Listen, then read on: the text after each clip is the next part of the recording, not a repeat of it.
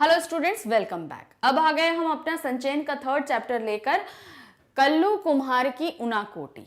तो ये लिखा है के विक्रम सिंह द्वारा रचित है ये पाठ। इसमें जो है जो लेखक हैं वो त्रिपुरा की यात्रा करते हैं। ये पाठ एक यात्रा वृत्तांत है। उसी में उनकी जब वहाँ पर त्रिपुरा में जब ये कर रहे होते हैं यात्रा, तो उन्हें एक जगह पर एक किद्वंती सुनने को मिलती है। उसी किद्वंती के नाम पर उन्होंने यहाँ पर कल्लू कुम्हार की ऊनाकोटी नाम रख दिया इस पूरे चैप्टर का।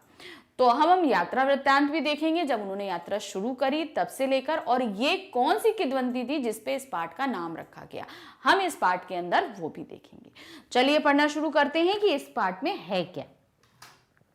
लेखक ने सन 1999 के दिसंबर माह में आनंद रोड शीर्षक से 3 खंडों वाली एक टीवी श्रृंखला बनाने के सिलसिले में त्रिपुरा की राजधानी अगरतला गए। तो क्या है, एक टीवी सीरीज बना रहे थे, ठीक है। आनंद रोड शीर्षक से 3 खंडों वाली, यानी आनंद रोड नाम का एक शीर्षक से एक टीवी श्रृंखला बना। श्रृंखला मतलब धारावाहिक टाइप का, एक के बाद एक श्रृंखला रहेगी। तो उसके कई पार्ट्स बनाने थे उनको। तो उसके लिए इनको कहाँ जाना था, त्रिपुरा से के अगरतला जाना था, कि त्रिपुरा की राजधानी अगरतला गए। इस यात्रा के पीछे लेखक को जो बुनियादी विचार था वह था त्रिपुरा की समूची लंबाई में आर पार जाने वाले राष्ट्रीय राजमार्ग 44 से यात्रा करने और त्रिपुरा के विकास संबंधी गतिविधियों के बारे में जानकारी देना। तो इस श्रृंखला में उन्हें किस चीज के बारे में शूट करना था?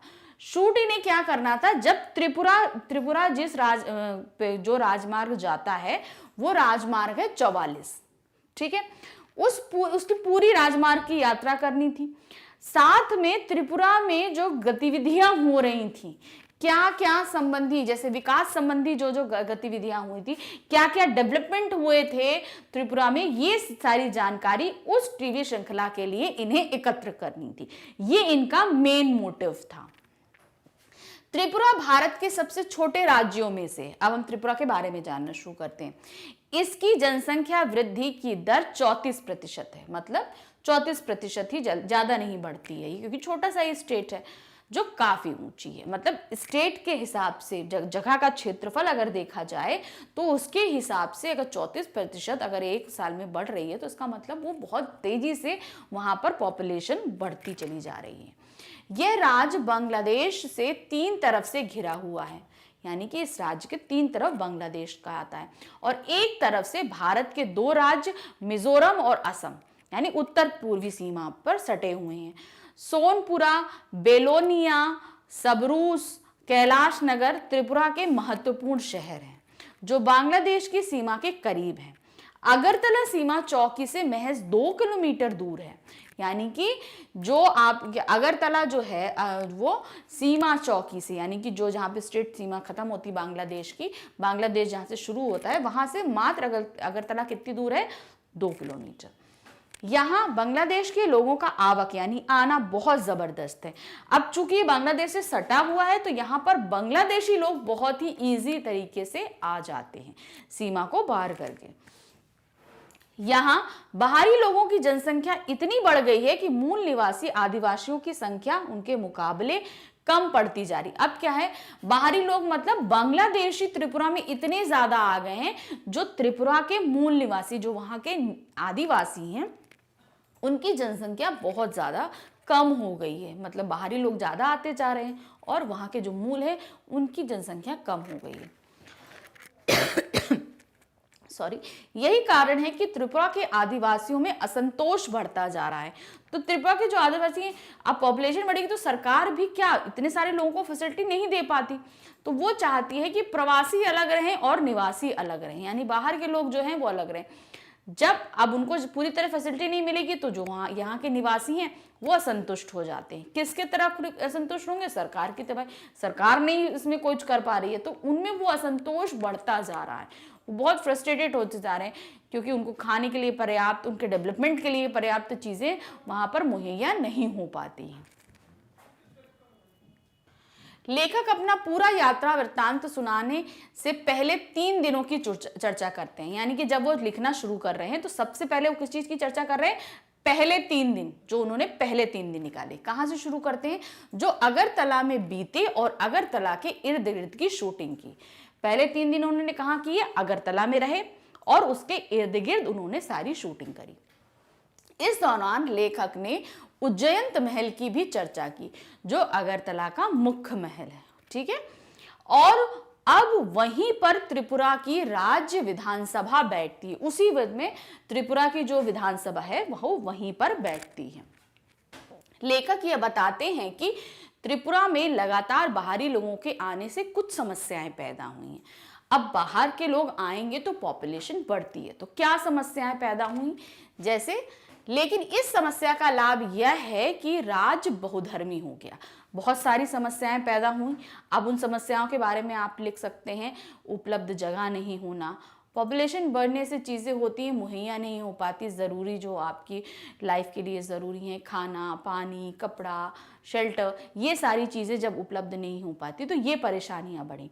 लेकिन इससे एक फ़ायदा भी हुआ कि राज्य में जब बहुत सारे प्रवासी लोग पहुँचे तो वहाँ बहुधर्म हुआ। बहुधर्म मतलब धर्मी लोग बढ़े, यानी कि बाहर से लोग आने से वहाँ पर कई सारे धर्म आ गए। सिर्फ पहले त्रिपुरा में जो बंगाली वगैरह रहते थे वो, अब उनमें और भी बांग्लादेशी आने से भी वहां पर काफी धर्मों का उदाहरण बन गया। त्रिपुरा में 19 अनुसूचित जाति जनजातियां और विश्व के 4 बड़े धर्मों के प्रतिनिधित्व मौजूद हैं। यानी कि विश्व के 4 बड़े धर्म हैं, हिंदू, मुस्लिम, सिख, ईसाई। तो यहाँ पर ये सभी धर्म जो है वहां पर आपको देखने के लिए मिलेंगे। अगरतला के बाद लेखक टिलियामुरा का वर्णन करते हैं। फिर अगरतला के बाद टिलियामुरा जाते हैं। यह एक कस्बा है जो एक विशाल गांव ही है, यानी कि उसको इतना बड़ा विशाल गांव था कि उसको कस्बा घोषित कर दिया गया। यही लेखक की मुलाकात त्रिपुरा के प्रसिद्ध लोक गायक हेमंत कुमार जमातिया से होती है। तो यहाँ पर वहाँ के प्रसिद्ध गायक है, नाम है हेमंत कुमार जमातिया, जिन्हें सन 1996 ईस्वी में संगीत नाटक अकादमी पुरस्कार मिला। जब मिले तो उनको वहां बताया भी गया ये अकादमी पुरस्कार मिला था। हेमंत काकबारोक बोली में गाते हैं। काकबारोक मतलब वहां की स्थानीय बोली है। काकबारोक त्रिपुरा की कबीलाई बोलियों में से एक है। वहां के कबीले होते हैं भाई, बंजारे होते हैं ना, आदिवासी होते हैं, तो उनके अलग अलग गांव कबीले होते हैं, तो वो हर कबीले की अपनी अलग अलग बोली होती है। तो उसी में से एक बोली क्या थी? आपकी काकबारोक बोली। वहीं टिलियामुरा शहर के वार्ड नंबर 3 में लेखक की मुलाकात एक और गायक मंजू ऋषिदास से हुई। तो अब वहां पे जब उन्होंने खाली हेमंत कुमार जमातिया से मिले, फिर उसके बाद जब उन्होंने और यात्रा करी तो एक और गायक से मिले, नाम था मंजू ऋषिदास। ऋषिदास त्रिपुरा के मोचियों यानी जूता बनाने वालों के एक समुदाय का नाम है, ठीक है, यहाँ पर इसका नाम है ये चीज। इस समुदाय के लोग जूते बनाने के अतिरिक्त तबला और ढोल का निर्माण भी करते हैं। भाई मोचियों का काम क्या होता है? चमड़े से जुड़ा होता है, चमड़ा होता है ना, उसी से तो जूते बनते हैं। तो जूते बनाने के साथ साथ यही काम वो लोग ढोल और तबला बनाने, क्योंकि इन पे भी वो चमड़ा ही तो चलता है। ढोल तबला किस पे बजता है? ऊपर जो चढ़ा होता है वो चमड़ा ही होता है। ढोल पे भी जो हम लोग बजाते हैं वो भी चमड़ा ही होता है। तो ये काम भी करते थे। मंजू ऋषिदास आकर्षक महिला थी और रेडियो कलाकार होने के साथ साथ नगर पंचायत में अपने वार्ड का प्रतिनिधित्व भी करती थी। यानी कि एक आकर्षक महिला मतलब देखने में भी सुंदर, व्यक्तित्व ऐसा कि इम्प्रेस हो जाए, मतलब होता ना लेडी देख के भी एक इम्प्रेसिव, बोलने हालचाल भाव में वो बहुत इम्प्रेसिव लेडी थी। साथ में जब क्या होता था नगर में चुनाव या वार्ड वगैरह होते थे तो वहां का प्रतिनिधित्व भी करती थी, उसको लीड करती थी। उन्होंने लेखक के लिए 2 गीत भी गाए। लेखक ने त्रिपुरा के प्राकृतिक दृश्यों की छटा का वर्णन करते हुए कहा। तो मंजूदास जी ने उनके लिए 2 गीत भी गाए। और यहाँ पर लेखक ने क्या लिखा वहाँ की छटा, प्राकृतिक छटा का वर्णन करते हुए? त्रिपुरा की प्रमुख नदियों में से एक मनु नदी के किनारे स्थित मनु एक छोटा कस्बा है। यानी कि जो उन्होंने बोला ना कि वहाँ पर वहाँ का प्राकृतिक सौंदर्य, नदी और वहाँ के कस्बों के बारे में बताया। जिस वक्त हम मनु नदी के पास जाने वाले पुल पर पहुंचे, सूर्य मनु के जल में अपना सोना उड़ेल रहा था। मतलब सूर्य पूरे प्रकाश पे था और सारा सोना मतलब सुनहरापन उड़ेल रहा था, इतनी रोशनी दे रहा था कि सारा सोना जो है वो उस पर उड़ेल दे रहा था। लेखक त्रिपुरा जिले में जब प्रवेश कर गए तो उन्हें वहां की लोकप्रिय घरेलू गतिविधियों में से एक अगरबत्तियों के लिए बांस की पतली सीकों तैयार करने वाले घरेलू उद्योग का भी मुआयना किया। अब वहां पर क्या होता था, जब त्रिपुरा उन्होंने प्रवेश किया तो उन्होंने देखा कि वहां पर एक घरेलू उद्योग भी होता है, लोग अपने घरों में इजीली कर सकते हैं। अगरबत्ती जो हम जलाते हैं, अगरबत्ती के अंदर बांस की पतली पतली तीलियां लगी होती है, उसमें मसाला लपेटा जाता है, तो वहां हर एक घर में वो बांस की तीलियां अलग करी जाती थी, है ना। तो उन्होंने वो उद्योग भी देखा कि किस तरीके से यहाँ पे बांस की तीलियों को अलग करके अगरबत्तियों का निर्माण किया जाता है। बांस के सीकों को अगरबत्तियां बनाने के लिए कर्नाटक और गुजरात भेजा जाता, मतलब वो उन तीलियों पतली पतली तीलियां एकत्र करते, मतलब बांस से वो पतली पतली तीलियां बनाते थे। उन तीलियों को गट्ठर करके वो कहाँ भेजते थे, कर्नाटक और गुजरात भेज दिया करते थे, जहां पे उन डंडियों से अगरबत्तियां बनती थी। अगरबत्तियों के ऊपर मसाला लपेट के अगरबत्तियां बनाई जाती थी।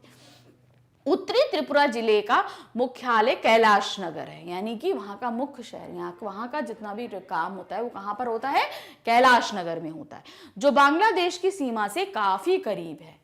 तो अभी हमने यहाँ बताया था अगरतला भी बांग्लादेश से काफी करीब है और कैलाश नगर भी जो है वो बांग्लादेश के काफी करीब आता है, क्योंकि त्रिपुरा 3 तरफ से बांग्लादेश से घिरा हुआ है, तो इसलिए उसके बहुत सारे शहर जो है वो बांग्लादेश से लगेंगे ही लगेंगे।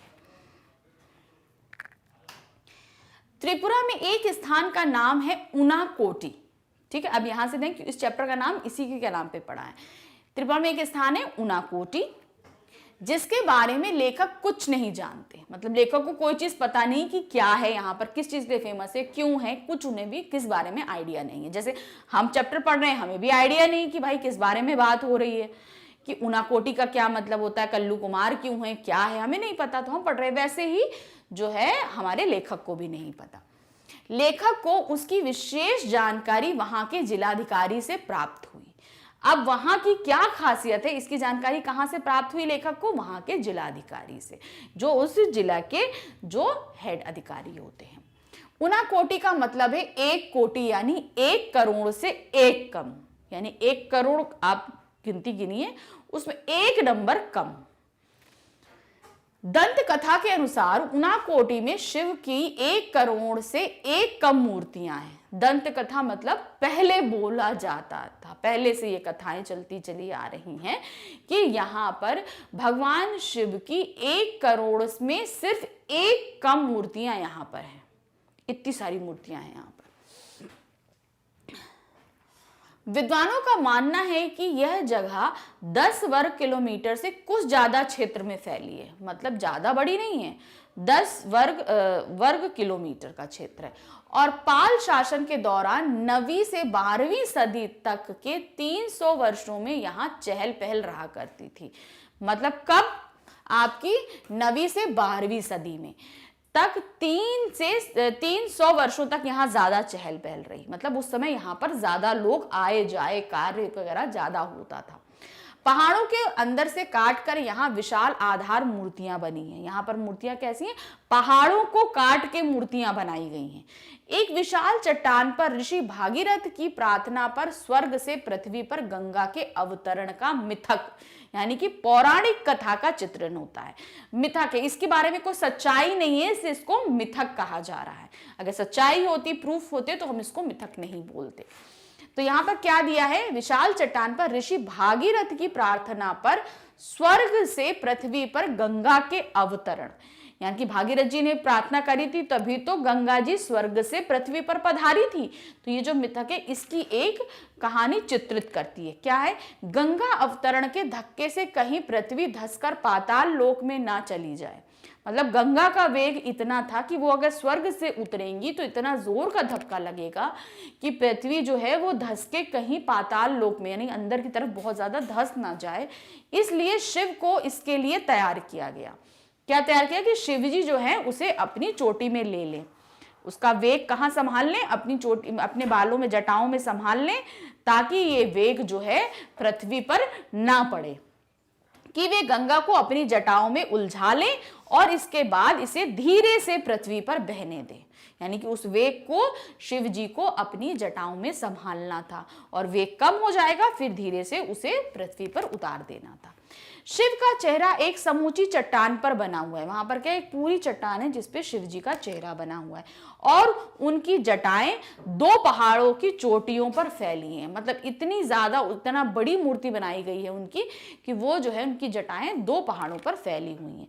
भारत में शिव की यह सबसे बड़ी आधार मूर्ति है। यानी कि भारत के अंदर शिव जी की ये सबसे बड़ी मूर्ति स्थापित है। यहाँ पर पूरे साल बहने वाला एक जलप्रपात पहाड़ों से उतरता है जिसे गंगा जितना ही पवित्र माना जाता है। यह पूरा इलाका ही देवी देवताओं की मूर्ति से भरा पड़ा है। मतलब पूरा साल यहाँ पर एक जलप्रपात यानी झरना बहता रहता है जिसे गंगा जितना ही पवित्र माना जाता है और यहाँ पर बहुत सारी देवी देवताओं की मूर्तियां हैं। स्थानीय आदिवासियों का मानना है कि इन मूर्तियों का निर्माता कल्लू कुमार था। अब यहाँ के आदिवासियों का मानना है कि इन मूर्तियों को किसने बनाया? कल्लू कुमार ने बनाया। क्या? वह पार्वती का पक्का भक्त था और शिव पार्वती के साथ उनके निवास कैलाश पर्वत पर जाना चाहता था। क्या था? वो पार्वती माता को बहुत पूजता था और कहाँ जाके रहना चाहता था? शिव जी और पार्वती माँ के साथ कैलाश पर्वत पे जाके रहना चाहता था। पार्वती की जोर देने पर शिव कल्लू को कैलाश ले चलने के लिए तैयार हो जाते हैं। उन्होंने पार्वती जी को प्रसन्न कर लिया कल्लू कुमार ने और पार्वती जी ने किस पे प्रेशर डाला? शिव जी पे कि नहीं आप इसको लेकर चलिए। तो भैया अब कौन मानने? तो शिव जी उनको कहाँ लेकर चले गए? कैलाश पर्वत पर। तैयार हो गए लेकिन इसके लिए शर्त यह रखी कि उसे एक रात में शिव की 1 कोटि मूर्तियां बनानी है। अब उन्होंने कहा ठीक है, अच्छा मैं लेकर तो चलूंगा लेकिन तुम्हें एक रात में मेरी 1 करोड़ मूर्तियां बनानी है। शिव जी ने ये शर्त किसके सामने रखी? कल्लू कुमार के सामने। तभी मैं तुमको कैलाश पर्वत पर रखूंगा। ठीक है, अपनी धुन का पक्का कल्लू कुमार इस काम में जुट गया। वो अपनी धुन का पक्का कुमार था और वो जो है जुट गया मूर्तियां बनाने में। लेकिन जब भोर हुई तो मूर्तियां 1 कोटि से 1 कम निकली। यानी कि जब सुबह हुई तो वो सिर्फ 1 करोड़ मूर्ति में 1 मूर्ति कम निकली। तो उसने सारी बना ली लेकिन सिर्फ 1 मूर्ति कम निकली। कल्लू कुमार की इस मुसीबत से पीछा छुड़ाने पर अड़े शिव ने इसी बात का बहाना बनाते हुए कल्लू कुमार को अपनी मूर्तियों के साथ उनाकोटी में ही छोड़ दिया और स्वयं कैलाश चलते बने। तो क्या हुआ? शिव जी तो उसे कैलाश नहीं लेने जाना चाहते थे मगर पार्वती जी का जिद थी कि नहीं इसको कैलाश लेकर चलो। तो भैया मान तो लेते हैं शिव जी लेकिन अब शर्त ऐसी रखते हैं कि तुम पूरी ना कर पाओ। लेकिन कल्लू कुमार भी अपनी धुन का पक्का था। वो एक रात में 1 करोड़ मूर्ति बनाने में जुट जाता है। लेकिन जैसे ही भोर हुई उसे 1 मूर्ति और बनानी थी, वो रह गई। अब शिव जी की तो शर्त कहा कि भाई तुमने तो पूरी 1 करोड़ नहीं बनाई, अब तुम यहीं रहो और हम जा रहे हैं कैलाश पर्वत। और शिव जी उसको उसकी मूर्तियों के साथ यही उनाकोटी में छोड़कर चले जाते हैं। लेखक ने ऊपर की दंत कथा के आधार पर इस पाठ का शीर्षक कल्लू कुमार की उनाकोटी रखा। अब इन्होंने पूरा लिखा तो उन्होंने बोला कि इस पाठ का नाम हम यही रख देते हैं, कल्लू कुमार की उनाकोटी। इस शीर्षक से त्रिपुरा और भौगोलिक, सामाजिक परिवेश और धार्मिक दंत कथा पर दृष्टिपात करने में सहायता मिलती है। मतलब जब हम इस कहानी को पढ़ते हैं तो हम त्रिपुरा की भौगोलिक, सामाजिक स्थितियों को अच्छे से समझ पाते हैं। तो इस तरीके से हमने इस पाठ को आपको बहुत अच्छे से समझाया। आई होप आपको समझ में आया होगा इसका शीर्षक क्यों रखा गया, क्या रखा गया।